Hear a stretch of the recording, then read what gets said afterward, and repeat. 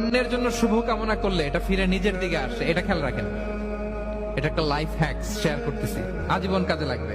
অন্যের জন্য যেটাই ভালো কামনা করবেন এটা ঘুরে আপনার দিকে আসবে। অনেকে বলে হুজুর ওর জন্য দোয়া করে আমার কি লাভ?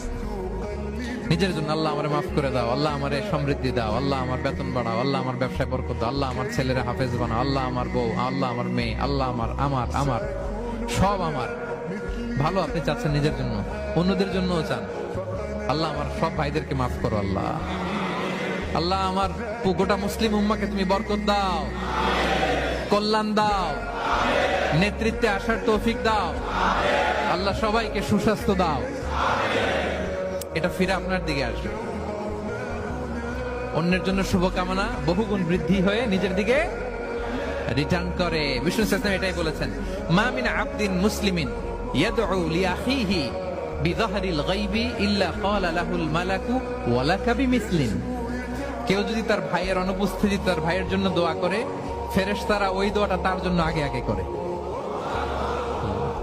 তাহলে অন্যের জন্য শুভকামনা করলে, দোয়া করলে লাভ না লস?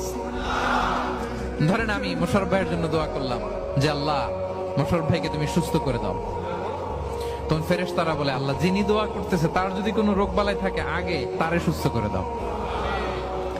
ধরেন আমি বেলায়েত ভাইয়ের জন্য দোয়া করতেছি, আল্লাহ বেলায়েত ভাইয়ের এই সমস্যা আল্লাহ তুমি দূর করে দাও, ফেরেশতারা বলবে আল্লাহ যিনি দোয়া করতেছে তার যদি এই সমস্যা থাকে আগে তারে এটা দূর করে দাও।